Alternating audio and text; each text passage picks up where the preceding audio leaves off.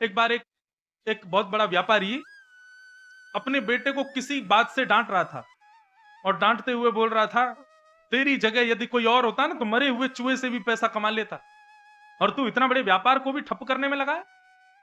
एक छोटा सा बालक वहां से जा रहा था, उसने जैसे सुना हमारे नगर का इतना बड़ा व्यापारी अपने बेटे से कह रहा है कि भाई मरे हुए चूहे से भी धन कमा लेता अगर कोई और होता, तो इसका मतलब इसकी बात में सत्यता तो होगी। और उस बालक ने क्या किया पता है? वही मरा हुआ चूहा पड़ा था, उसको पूंछ से उठा लिया और चल दिया। ये भी नहीं पूछा कि कैसे कमाना है, कहां जाना है, क्या करना है। बोले नहीं नहीं, ये गुरुजी हैं, बहुत बड़े व्यापारी हैं। ये यदि कह रहे हैं कि मरे हुए चूहे से धन मिलेगा तो मिल ही जाएगा। कैसे मिलेगा, कहां मिलेगा, कब मिलेगा, ये पूछना ही नहीं है, चल दो। इतना विश्वास गुरु के प्रति। बालक चूहा लेकर के जाने लगा। बस उसको भरोसा था कि इससे धन मिल ही जाएगा, कहां कैसे कब कब मिलेगा, ये इसमें ज्यादा दिमाग लगाना नहीं है। इतने में ही सामने से एक दूसरे सेठ जी आ रहे थे, उनकी बेटी संग चल रही थी। बेटी के हाथ में एक बिल्ली थी, बिल्ली बार बार खोंचा मार रही थी, उसको भूख लग रही थी। तो वो अपने पिता से बोली, मेरी बिल्ली बहुत भूखी है। इतने में सामने से एक चूहा पकड़ के लारा मरा हुआ। तो सेठ जी ने उसको रोका, ये भैया ये मरा हुआ चूहा है। बोले हाँ। बोले लो 10 रुपया रखो, ये हमको दे दो, इसका क्या करोगे तुम?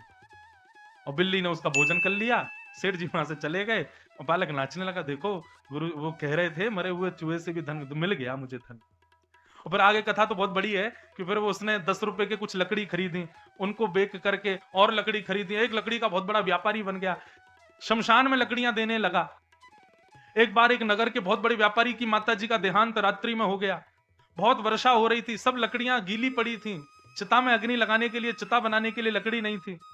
सब जगह ढूंढते ढूंढते लोग उसके पास, व्यापारी उसके पास पहुंचा और कहा, मैं तुमको मुंह मांगे पैसे दूंगा, लेकिन ये लकड़ी हमको दो, हमको अपनी मां का संस्कार करना है। सूखी लकड़ी उसके यहां से मिली, खूब सारा धन उस व्यापारी ने दिया और उस व्यापारी के धन से उसने और बड़ा व्यापार बना लिया। और एक समय आया कि वह बालक एक उस नगर का बहुत बड़ा व्यापारी बन गया। और जब वो बहुत बड़ा व्यापारी बना तो उसने सोचा अपने गुरु जी को गुरु दक्षिणा तो दे आए हम। तब उसने सोने का चूहा बनाया और उन व्यापारी के पास गया। वयोवृद्ध हो गए थे बेचारे, और चरणों में रख करके बोला, गुरुदेव ये आपकी गुरु दक्षिणा। बोले मैं तुम्हारा गुरु कैसे? बोले जब मैं छोटा सा था तो एक बार आप अपने पुत्र को डांटते हुए कह रहे थे मरे हुए चूहे से भी धन कमा, वो मेरी पहली कमाई आपकी उसी बात से हुई। आज मैं इतना बड़ा व्यक्ति बन गया केवल आपकी बात पर विश्वास करके, इसलिए मैं आपको प्रणाम करता हूं। और ये मेरी दक्षिणा स्वीकार करो, सोने का चूहा।